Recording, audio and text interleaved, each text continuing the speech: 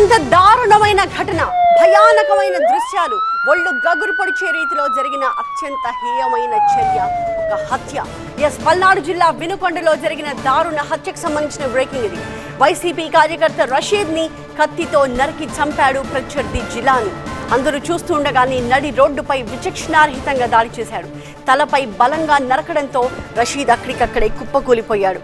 జిలాని దాడిలో రషీద్ చేతులు రెండు తెగిపడ్డాయి. ఘటనా స్థలంలోని దృశ్యాలు చూస్తే అత్యంత భయానకంగా కనిపిస్తూ ఉన్నాయి. వినుకొండ బస్టాండ్ సెంటర్లో జరిగింది దారుణమైన ఘటన. మృతుడు రషీద్ ప్రభుత్వ మద్యం దుకాణంలో క్యాషియర్గా పనిచేస్తూ ఉన్నాడు. అయితే ఈ మర్డర్ పై పల్నాడు ఎస్పీ స్పందించారు. వ్యక్తిగత కక్షలతోనే ఈ హత్య జరిగింది అంటున్నారు పల్నాడు ఎస్పీ. ఈ హత్యలో రాజకీయ పార్టీల ప్రమేయం ఏమీ కనిపించలేదని కూడా చెప్పారు. ప్రస్తుతం వినుకొండలో 144 సెక్షన్ అమల్లో ఉందని చెప్తున్నారు ఆయన. శాంతి భద్రతల సమస్య సృష్టిస్తే గనక ఎవరిపైనైనా కఠిన చర్యలు తీసుకుంటామని చెప్తున్నారు.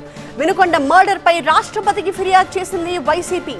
ఏపీలో రాజకీయ దాడులు ఆపేలా చర్యలు తీసుకోవాలి అంటూ వైసీపీ ఫిర్యాదు చేసింది. దారుణం, ఘోరం, భయానకం. వినుకొండ మర్డర్ గురించి చెప్పడానికి పదాలేవి సరిపోవు. అంత దారుణంగా, అంత భయానకంగా ఈ హత్య జరిగింది. నడి రోడ్డుపై అందరూ చూస్తుండగానే వైసీపీ కార్యకర్త రషీద్ని కత్తితో తెగ నరికాడు జిలాని. నిన్న రాత్రి పని ముగించుకుని ఇంటికి వెళ్తున్న టైంలో ఈ అటాక్ జరిగింది. రషీద్పై ఒక్కసారిగా దాడి చేశాడు జిలాని. తనతో తెచ్చుకున్న కత్తితో ముందు అతని చేతులపై నరికేశాడు. ఒక చెయ్యి అక్కడికక్కడే రోడ్డుపై తెగిపడింది. ఆ తర్వాత మరో చేయిపై వేటు వేశాడు. ఆ వెంటనే తల మెడపై వేటు వేయడంతో అక్కడికక్కడే కుప్పకూలిపోయాడు రషీద్. అయితే పోలీసులు అక్కడికి చేరుకునే టైంకి రషీద్ కొన ఊపిరితో ఉన్నాడు, రక్తపు మడుగులో పడి ఉన్నాడు. దీంతో వెంటనే అతన్ని హాస్పిటల్కి తరలించారు. కానీ అక్కడ చికిత్స పొందుతూ ప్రాణాలు కోల్పోయాడు రషీద్. రషీద్ని అత్యంత విచక్షణారహితంగా నరికిన తర్వాత జిలాని పోలీసులకి లొంగిపోయాడు. అయితే పక్కా ప్లాన్తోనే అతని దాడి చేసినట్టుగా తెలుస్తోంది. అయితే కత్తి ఎక్కడి నుంచి సేకరించాడు, ఈ దాడి వెనక జిలానీకి ఎటువంటి కారణాలున్నాయి, ఇంకెవరైనా కూడా అతనికి సహకరించారా, ఇలాంటి పలు అంశాలు ఇంకా తేలాల్సి ఉంది. మరోవైపు వినుకొండలో ఎలాంటి ఘర్షణలు తలెత్తకుండా పోలీసులు మోహరించారు. 144 సెక్షన్ అమలు చేస్తున్నామని చెప్పారు పల్నాడు ఎస్పీ.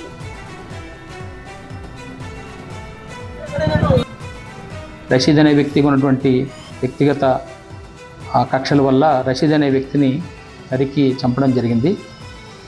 ఇటువంటి చర్యలు ఏమైనా కూడా ఎక్కడైనా ఏదైనా రిపీట్ అయితే చట్టపరంగా చాలా కఠినమైనటువంటి చర్యలు తీసుకోవడం జరుగుతుంది. పోలీస్ నుంచి ఒక హెచ్చరిక అయితే ఖచ్చితంగా చేస్తున్నాము. దీన్ని ఖచ్చితంగా గమనించాల్సిన అవసరం కూడా అందరికీ ఉందని కూడా తెలియజేస్తున్నాం. 144 సెక్షన్ కూడా అది అమల్లోకి తీసుకుంటున్నాం. అక్కడ ఎవరు ఎటువంటి శాంతి భద్రతల విఘాతం కలిగించినా కూడా కఠినమైనటువంటి చర్యలు తీసుకుంటాం.